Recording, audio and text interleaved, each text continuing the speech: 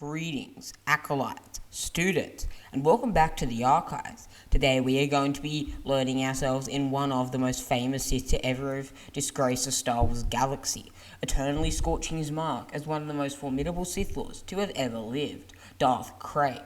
Darth Krayt is a subject we have covered recently here on the channel in a multitude of videos, and stakes his claim as one of the most powerful Sith, on guard with a being like Nihilus, Palpatine, and Vitiate. Darth Krayt, originally born as Ashrad Het, was originally a Jedi who, after being corrupted by the holocron of Zozar and after being exiled by his Tuxan tribes, fell to the dark side, leading a crusade, though he emerged from hiding to defeat the Eldritch Abomination Abeloth alongside Grand Master Luke Skywalker.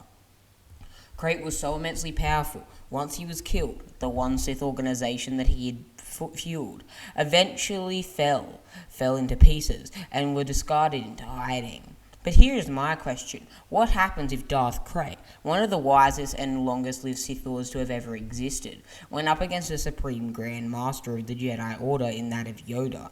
Yoda, the ancient being of pure avatar of light, a Jedi, more powerful than any of his generation, perhaps of any generation. Allow us to see, as we delve into another fan fiction, continue the story. Into the multiverse we now go, my acolytes. Brace yourselves, as the prophecy of the Sith Ari is now told. Darth Krayt wandered the murky swamps of Dagobah in search of the infamous dark side nexus that was said to contain unlimited, unfathomable power and the knowledge of all the Sith that came before him, with various rituals and force techniques etched into the very walls of stone, stuff that he could never possibly imagine. He had heard whispers, rumors of a powerful energy source deep hidden within the planet, and he was determined to find it. As he wandered through the swamp, he suddenly felt a presence in the Force that was unquestionable, the presence of a true master like himself, a being who had dedicated his entire life to its study and pure raw power. Krayt knew he had found the opponent. He could feel a powerful energy emanating from this mysterious hermit, the Jedi Grand Master, Yoda.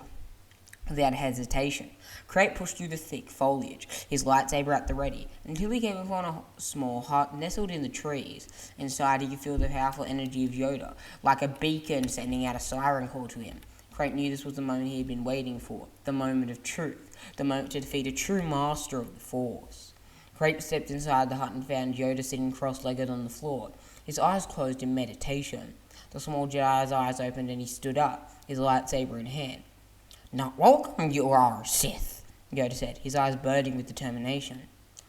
"I have come for a Jew, Jedi," Krayt replied. "I will not leave until one of us is dead." Yoda nodded. "So be it." As they fought, Krayt attempted to goad Yoda into joining the dark side, saying that together they could rule the galaxy, then that both had encountered Luke Skywalker, with Krayt being his rival and Yoda being his mentor, but Yoda refused, saying he would never fall to the seduction of the dark side, and that Luke was a powerful Grandmaster who had chosen the path of the light. Yoda attempted to use Force push against Krayt, but he finds he's exceptionally gifted in the Force, and he had underestimated Krayt's power. "Grown strong you have, Sith Lord," Yoda said, his eyes narrowing in concentration. "Anticipated you are, stronger than I thought, but much to learn you still have." "And you, Jedi, you have grown old and weak," Krayt sneered. "You could have been my successor, maybe even my equal, but you now are nothing but a shadow of your former self. A memory lost in an era long past, an echo for a time when the light side was strongest." Yoda shook his head. "Lived for nearly 1 millennia I have. I have seen the rise and fall of many Sith Lords. The destruction of the darkness. I have seen the darkness, and what consumes them in the end. Fall to it I will not. Resist it I will. Only the dark side leads to destruction, and I will not fall to destruction." Krayt let out a bitter laugh. "You are so blind, Jedi. You could have achieved greatness, but now you will die in obscurity." "Not swayed by your words, Sith, I will not," Yoda said, his eyes burning with determination. "Fall to the dark side now, I will not. Not now, not ever." As the duel continued, with both warriors showing off their incredible force tense, but in the end, Yoda continued to be battered down by Krayt. As the duel between Crate and Grandmaster was reaching its climax, both warriors were showing signs of fatigue and tiredness, but neither was willing to back down. Crate knew he had to end this battle quickly. He decided to find that nexus of the dark side and harness its power. He unleashed a powerful incinerative blast of force lightning, attempting to encase and envelop and incinerate Yoda. But to his surprise, Yoda raised his palm and absorbed his lightning, though straying and coiled from his body, smoke ascending from the points where his flesh was charred, and his hand as he controlled and harnessed the lightning. Crate was in utter disbelief, staring at Yoda in shock.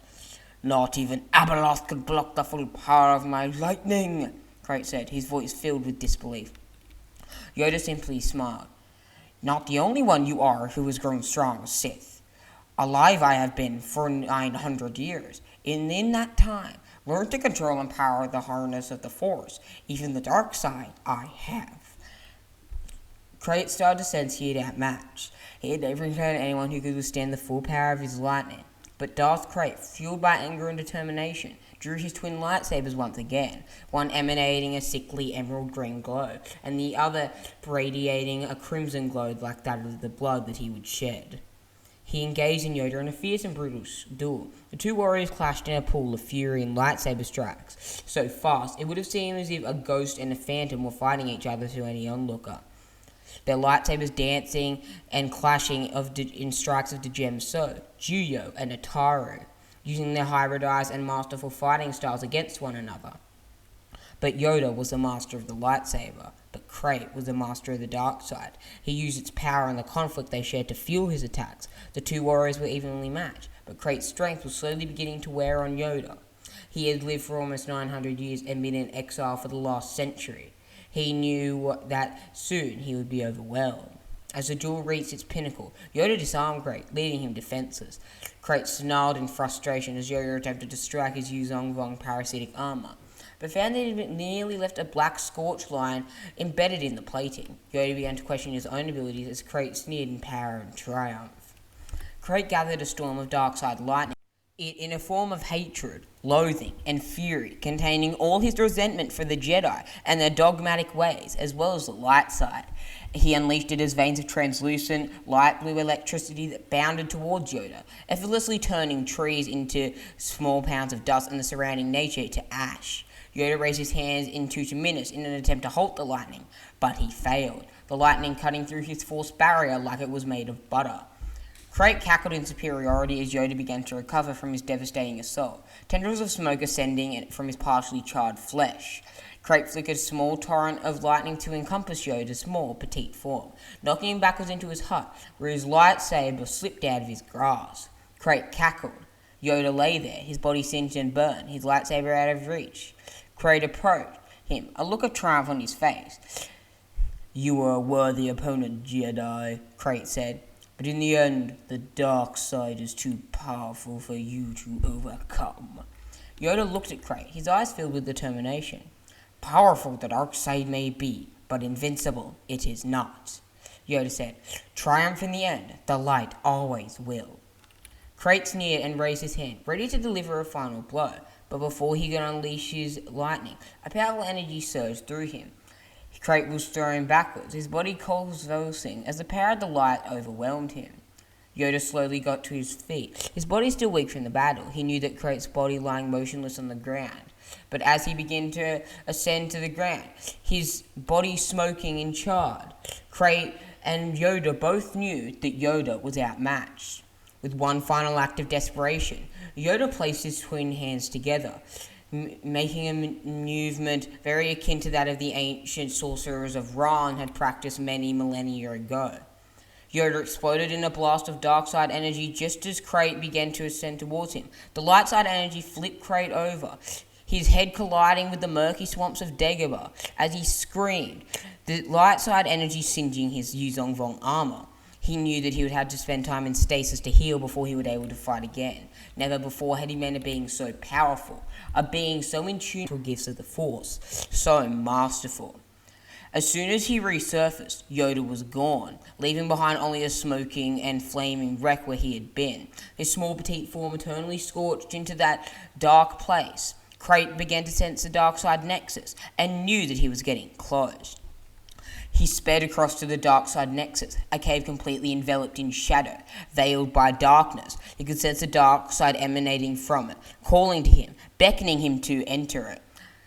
As Crate lay on the ground, feeling the sting of defeat, he felt that he had failed. He had failed to exterminate one of the last of the Jedi. He had one job, and that was to kill this last Jedi. He believed that it was his duty to eradicate the Jedi, and then seize the galaxy.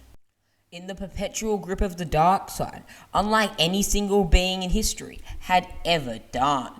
However, suddenly, he felt his heart explode in a supernova of dark side energy very similar to Yoda's final sacrifice. He knew the green creature was gone, perhaps not erased from the galaxy, but he still existed. Somewhere, he had fled, knowing Crate was too powerful. Crate could perceive shadow points and pour energy into them and break even lightsaber-resistant objects. Yoda was right to fear him. But now, it was Crate who knew fear. He felt the spirits of the old Sith Lords, ancient deities and beings from years past who had all the power of the dark side due to the fact he had been far more prominent in those eras, crowning and anointing him with dark energy, praising him as a god. He instantly saw the spirits of Darth Malgus, the famous Sith warrior who led the sacking of Coruscant, Marka Ragnos, the Sith king who ruled for over a century unrivaled, Naga Sadow, the Sith that could claimingly create solar flares and cause supernovas, Darth Bane, the Sith who established the rule of two before it was abolished by Lord Nihilus, and Karna Smur, the fabled creator of the Rakghoul Plague, which nearly destroyed the entire galaxy, emerged from the netherworld of the Force. They spoke about a black hole of the Force, known as Darth Nihilus, and how if he was left untethered, and no leash is left on his dark essence, he will destroy the universe to feed his own hunger and selfish desires. Crate listened intently, agreeing he could sense a dark side presence that he believed with training he would be able to overthrow. Ragnos and Sadow exchanged confused and worried glances before stating that no matter how strong he became, Nihilus would defeat him. They explained his abilities as the Lord of Hunger, Force Drain, and his ability to strip the life of being entirely in seconds as well as their Force energy. Even a being as strong as Crate has no chance against the Lord of Hunger. Nihilus is a being of pure dark side energy, a force of destruction that cannot be stopped, Ragnar said. He feeds on the energy of the living, and his power grows with every life he takes. He will not be satisfied until the entire multiverse is consumed by his hunger. Sadow added, he is a being beyond comprehension, beyond reason. He is the embodiment of the dark side, and he will not be defeated by any mortal, no matter how strong they may become. Crate listened intently, understanding the gravity of this situation. He knew he had a long road ahead of him, and that his journey to defeat Nihilus would likely end in failure, but he was determined to succeed, to liberate the universe from his dark-hold grasp on the galaxy, once and for all, to become the strongest Sith Lord the galaxy had ever seen, and to defeat Nihilus, no matter the cost. But as Kratos stood among the spirits of the ancient Sith Lords, he felt a new presence around them. He turned his gaze towards a translucent crimson spirit that radiated with immense dark energy. It was Karna Smur, one of the founding Sith Lords. Kratos was mystified by this Dark Lord, sensing the radiating of dark side energy he provided, absolutely shattering and overwhelming every other spirit's presence there. Having much the power of Kratos himself, and being evidently the strongest Sith present at their council, Ragnar and Sadow backed away from Karna Smur's spirit and made a path for him as he smiled maliciously. There is one way to defeat Nihilus, Mer said in a cold, calculating and menacing voice. A strange way, but it will require you to push the boundaries of your power to a higher degree than anyone before you, or him, for that matter. Mer explained to Crate that 7 millennia ago, he had entombed a fragment of his mind and consciousness within a Sith amulet, allowing him to bypass and stave off death and live eternally as a spirit. Called the Mer Talisman, he had left it in his tomb on Korriban, and there had laid there for the past 7,000 years. He noted that with this talisman, Crate might be able to succeed possibly against Nihilus. Mer and Ragnos then began to argue about the power of Crate and his talisman, and whether it could overcome Nihilus and defeat the pure god of the dark side. Suddenly, a tremor shook the very woven strings of space and the Force. Crate fell to the ground, clutching his throbbing and agonizing head. The spirit stated that there was one more thing that would be essential to victory and triumph over Nihilus.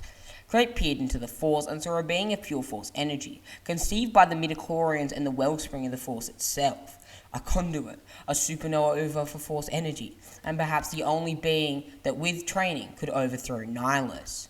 Carnisma and Ragnos simultaneously stated that with this talisman, training, and the Scepter of Ragnos, he could overthrow Nihilus and one final element.